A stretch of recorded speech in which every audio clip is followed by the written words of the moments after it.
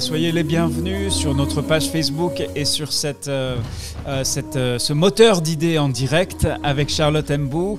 Charlotte se prépare donc pour interroger Olivier Dja de la Côte d'Ivoire au sujet de son expérience, en tout cas une expérience de l'hésitation à l'acceptation face au vaccin. Donc on travaille bien sûr au sein du réseau Covid-19 et on s'apprête à lancer donc un exercice de partage d'expérience qui va durer, qui va s'étaler sur 6 semaines, donc 4 semaines intensives de travail de collaboration avec des milliers de praticiens de la vaccination qui ont rejoint cet exercice. On va vous en dire plus pendant ce live également qui va démarrer dans moins de 2 minutes. À tout de suite.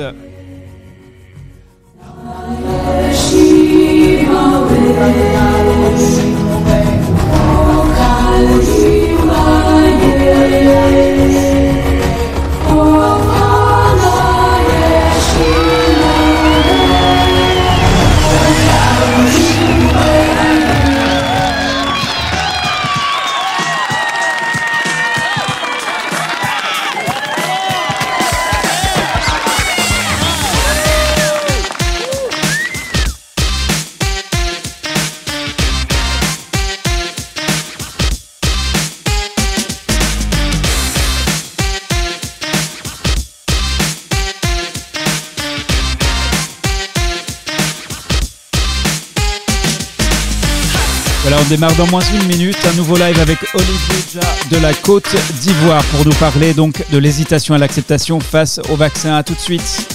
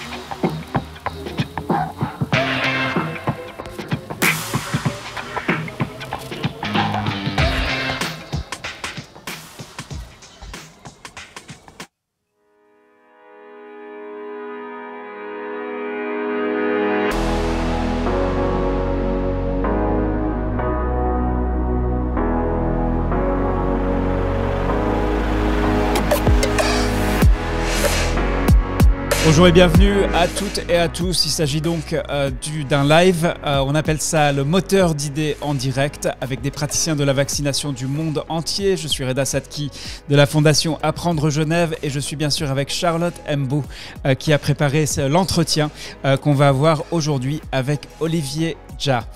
Il s'agit bien sûr de parler de l'hésitation à l'acceptation face au vaccin. Donc nous lançons ce lundi 9 novembre un exercice de partage d'expérience qui va réunir plus de 2000 praticiens du monde entier travaillant en français et en anglais pour identifier et répondre à la question suivante. Donc face à l'hésitation en matière de vaccination, avez-vous en mémoire un moment où vous avez aidé un individu ou un groupe à surmonter sa réticence, son hésitation ou sa peur face à la vaccination? Charlotte, bonjour et bienvenue. Bonjour Reda. Bonjour Reda, merci et bonjour à tous ceux qui nous suivent à partir de Facebook. Bien. Alors, à toi Charlotte, pour nous présenter donc ton invité qui est Olivier Dja, donc du PEV, du Programme élargi de vaccination en Côte d'Ivoire. Donc, je vais directement me retourner vers mon invité déjà pour lui dire merci d'avoir accepté l'invitation de faire partie de ce live d'aujourd'hui. Et Olivier, bienvenue à vous. Vous allez vous présenter et nous dire qui vous êtes. Merci Charlotte, merci à toute la famille Scola. Merci aussi pour l'opportunité que me donnez ce soir de pouvoir partager mon expérience face à la législation à la vaccination. Je suis Dr Dia-Olivier Raphaël, je suis le médecin-chef du district sanitaire de Transua, en Côte d'Ivoire. D'accord, voilà. Merci Olivier, bienvenue une fois de plus. Pour nous, juste, j'aimerais seulement, avant de partager votre expérience, que vous nous situez dans le contexte dans lequel vous avez eu cette expérience. Alors, le contexte est celui de la vaccination contre la poliomyélite, c'est-à-dire que la souche dérivée d'origine vaccinale, qui s'est déroulée en septembre, le premier passage en septembre 2020. Donc, nous avons commencé la vaccination ici à Transua, comme tous les districts de Côte d'Ivoire. Dans ce contexte-là qu'il y a eu le cas de refus qui a été vraiment géré, dont je vais parler tout à l'heure. Merci. Donc, que s'est-il réellement passé? Alors, nous étions à la deuxième journée de la campagne de vaccination contre la poliomyélite et il nous a été révélé un cas de refus dans une cour de la commune de Transua. Donc, il s'agissait d'une dame dont l'enfant avait environ 2 ans. Et dans ce cas de figure, la stratégie qui a été mise en place au niveau du PEV du pays, c'est de pouvoir d'abord faire intervenir le superviseur de proximité et à sa suite, s'il n'a pas pu gérer le cas, il saisit vraiment le coordonnateur que j'étais. Donc, ils se sont rendus dans la cour de la dame pour pouvoir essayer de résoudre vraiment ce cas de refus-là. Et la dame a carrément refusé. Et le superviseur nous a fait appel pour pouvoir, à notre niveau, essayer de résoudre ce cas de refus-là. Donc, nous sommes rendus au domicile de la dame avec, bien sûr, le superviseur national parce qu'à chaque district est affilié un superviseur national pour appuyer la coordination pour la campagne. Et nous sommes rendus à domicile de la dame et la dame vraiment était très catégorique. Elle ne voulait pas qu'on vaccine son enfant parce que, selon elle, l'enfant, suite à la vaccination, il faisait la fièvre et il est tombé malade. Donc, il n'avait pas l'argent pour pouvoir vraiment faire soigner l'enfant suite à la vaccination. Donc, oui. Face à cette insistance-là, qu'est-ce que vous avez fait? Ok, nous avons essayé de faire convaincre la dame parce qu'il y avait sa sœur à côté qui était vraiment aussi très, très réticente. Elle ne voulait même pas du tout. Nous avons essayé de lui faire comprendre, mais elles étaient toutes en colère. Elles n'étaient vraiment pas disponibles à nous écouter. On a essayé de montrer un peu l'importance de la vaccination. On a dit que est-ce qu'il y avait un lien entre la vaccination et le fait que l'enfant tombe malade? Est-ce que si ce n'était pas important, nous, en tant que responsables du père du district, on n'avait pas vraiment se rendre à son domicile pour pouvoir vraiment parler de la vaccination, montrer un peu l'importance de la vaccination. Donc, on a essayé de convaincre la dame avec vraiment tous les arguments qu'on avait, même le superviseur national aussi. Mais la dame avait vraiment toujours refusé. Elle n'avait pas voulu vraiment accepter qu'on vaccine l'enfant. Et vraiment, avec tout le monde qui était autour d'elle, parce qu'il y avait les vaccinateurs eux-mêmes, il y avait le superviseur, il y avait tout le monde. Et malgré tout ce qu'on a pu dire à la dame, en termes de l'importance de la vaccination, si l'enfant devait chauffer suite à la vaccination, c'était normal que c'était vraiment dans les 48 heures, 24 heures que ça allait passer. Et la dame vraiment ne voulait pas vraiment. Elle dit que si c'était tous les vaccins qu'elle pouvait accepter, mais le vaccin contre la poliomyélite, elle ne pouvait pas accepter. Donc voilà un peu ce qu'on a pu dire à cette dernière. Et après ça, avec l'expérience que j'ai eue dans l'ancien district où j'étais, j'ai dit à tout le monde de se replier. On ne pouvait pas vraiment forcer la chose, on ne pouvait pas forcer le fait de faire vacciner l'enfant, pardon. Donc j'ai dit à tout le monde de se replier. Et une des stratégies, c'est de s'appuyer maintenant sur les autorités de la ville. Donc, nous sommes allés saisir le préfet du département de Transua, qui est revenu le lendemain. Et lorsque le préfet est revenu, il a trouvé aussi d'autres arguments. Tout ce week-end, on a vu le préfet avec son apparat, son accoutrement. elle a tout de suite vraiment été, elle a pris la chose au sérieux, si on veut dire ainsi. Elle a vraiment vu que vraiment, c'était pas vraiment la plaisanterie ce qu'on faisait. Et le préfet a trouvé d'autres arguments en termes de, il a mis ça sur le fait de l'alliance, parce qu'il y a l'alliance entre la localité au-dessus et puis lui-même son intini. Et il a trouvé des arguments et la dame, elle a accepté. Elle a accepté. Est-ce que vous pouvez nous dire une chose que le préfet lui a dit parmi le préfet a dit, vous les abrons là, parce qu'on est dans un pays bron. Vous les abrons là, vraiment, envoie l'enfant ici, on va vacciner l'enfant. Tu sais qu'il y a une alliance entre nous, hein, c'est mon enfant aussi. Donc, il faut que on vaccine mon enfant. Donc, envoie mon enfant, on va lui donner le vaccin. Pourquoi est-ce que tu refuses la vaccination?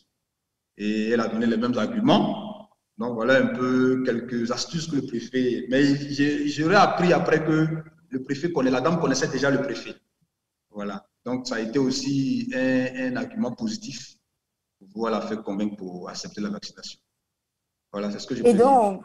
Ok, et par la suite, est-ce qu'il y a d'autres actions que vous avez... Parce que lorsqu'elle a accepté, peut-être parce que le préfet était là, si lors du prochain passage, si le préfet n'était plus là, donc est-ce que vous avez fait quelque chose par la suite? Oui, effectivement, on a anticipé pour le second passage, parce qu'il y avait un deuxième passage. Donc, on a rendu visite à la dame en dehors de la vaccination. C'est-à-dire qu'à quelques jours du second passage, qui précédait le second passage, on avait rendu visite à la dame. Et effectivement, quand on est allé au domicile de la dame, l'enfant était malade. L'enfant était malade, mais il avait une autre maladie qui était le paludisme. Donc, on a essayé de faire le lien parce qu'il est tombé malade quelques jours, des semaines après la vaccination. Donc, on lui a fait savoir que l'enfant pouvait avoir toute autre maladie que la vaccination que vous avez incriminée. Donc, vraiment, vous avez raison. Mais je me suis rendu compte dans l'investigation et dans les échanges que la dame avait un différend avec le médecin-chef de la structure de référence de Transua. C'est-à-dire qu'il y avait eu un mauvais accueil antérieurement à l'hôpital qu'elle a gardé du revers d'elle-même qui aurait dû être un obstacle à la vaccination. Donc, le médecin-chef était le superviseur, vous voyez, de proximité. Donc, le médecin-chef était le superviseur de proximité. Donc, quand elle a vu tout sur le médecin-chef, ça a été vraiment un obstacle à ce qu'elle donne son enfant pour qu'on puisse faire la vaccination. Donc, j'ai retenu vraiment qu'on doit beaucoup faire attention en tant que prestataire de santé.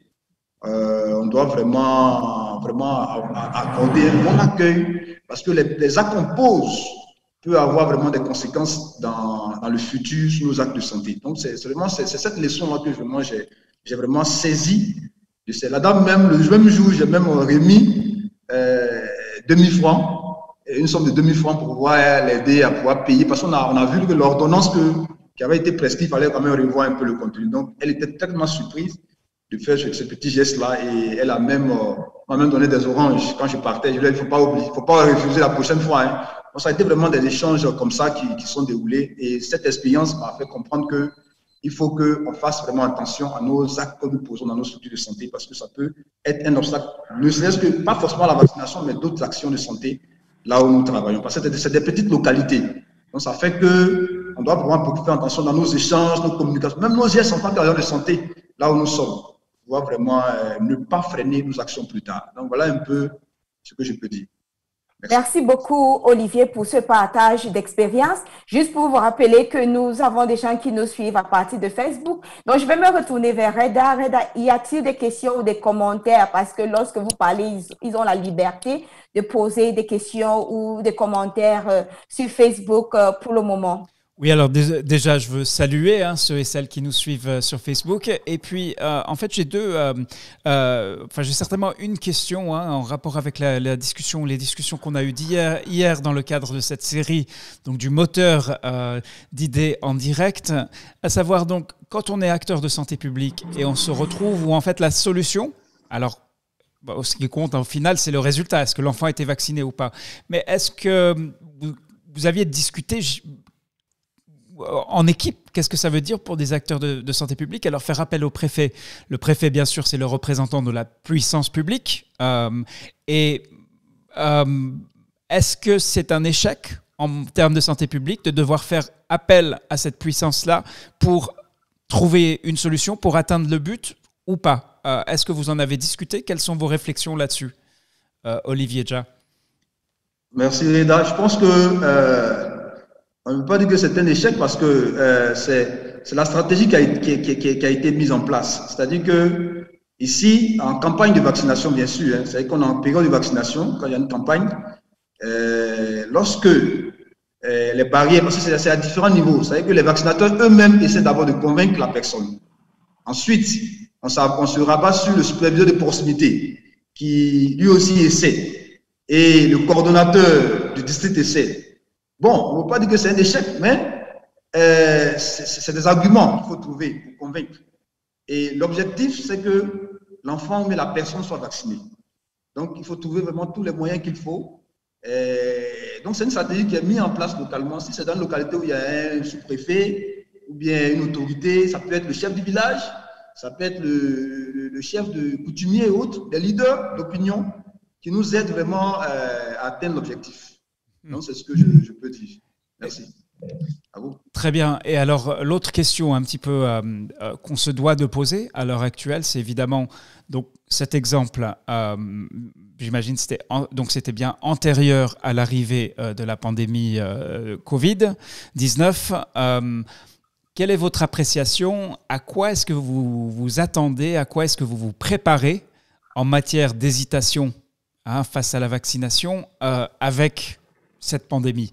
On a bien sûr au sein du réseau Covid-19 d'ores et déjà parlé de l'impact sur les réticences pour venir au centre, sur ces ruptures et maintenant sur la reprise des services. Mais lorsqu'il y aura un vaccin dont la sécurité et l'efficacité sont démontrés et admis par tous et que le gouvernement ivoirien sera en mesure de proposer ce vaccin à la population, à quoi est-ce que vous vous attendez en matière d'hésitation et comment est-ce que où en est votre réflexion sur l'état de préparation de votre équipe, de vous en tant qu'individu, en tant que professionnel, et peut-être aussi de ce préfet qui va peut-être devoir de nouveau être mobilisé pour répondre dans ce cadre-là?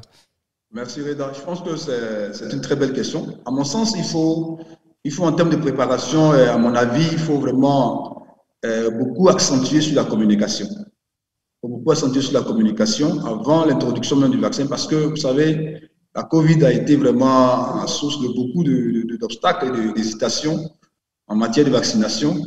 Et il y a eu beaucoup de mauvaises nouvelles sur les réseaux sociaux autour de cette pandémie-là. Donc, lorsque on arrivera vraiment à introduire un nouveau vaccin, je pense qu'il faut qu'on s'appuie sur les autorités sanitaires locales pour pouvoir mieux communiquer. En tout cas, mais à quoi je m'entends, je peux dire que ce ne sera pas facile. Ce sera pas facile. La tâche ne sera pas facile parce que la maladie, on sait vraiment comment ça crée beaucoup de réticences et de refus. Donc, il faut vraiment mieux communiquer et en langue locale, là où nous sommes. Vraiment, il faut préparer vraiment, comme le dit le terrain, avant l'introduction, comme c'est tout le temps fait, parce que je pense que le programme de la vaccination du pays le fait toujours avant l'introduction d'un nouveau vaccin. Il y a vraiment ce travail-là qui est fait. Donc, on encourage cela, mais comme c'est un contexte particulier qui est la Covid, il faut vraiment que les arguments, parce qu'il y a une cellule de communication au programme élargi de vaccination qui nous aide aussi à trouver vraiment les arguments pour convaincre vraiment les parents et tous ceux qui viendront dans ce contexte-là pour accepter vraiment le vaccin contre la Covid. C'est ce que je peux donner comme avis. Merci. Merci beaucoup Olivier Dja. Donc il s'agit d'une série, on se retrouve demain avec un nouvel invité de Charlotte Mbou pour poursuivre ce dialogue sur comment les acteurs de la vaccination vont travailler, œuvrer pour passer de l'hésitation à l'acceptation face au vaccin.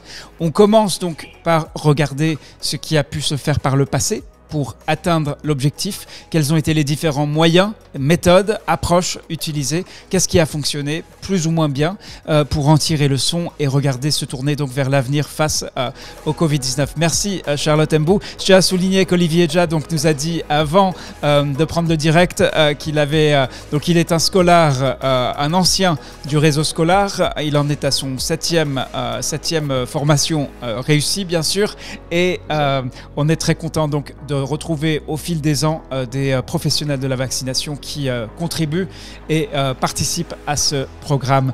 On vous quitte donc aujourd'hui, mais on vous retrouve demain et surtout lundi donc pour le lancement de l'exercice où des milliers de praticiens de la vaccination vont se retrouver pour partager leur expérience. Charlotte, merci. Un mot de la fin et pour dire au revoir et surtout à demain. Oui, merci Reda et je vais surtout dire merci à Olivier Dia pour son partage d'expérience et d'avoir accepté notre invitation. Et juste pour dire à ceux qui nous suivent à partir de Facebook que le rendez-vous continue. Au revoir. Merci Charlotte.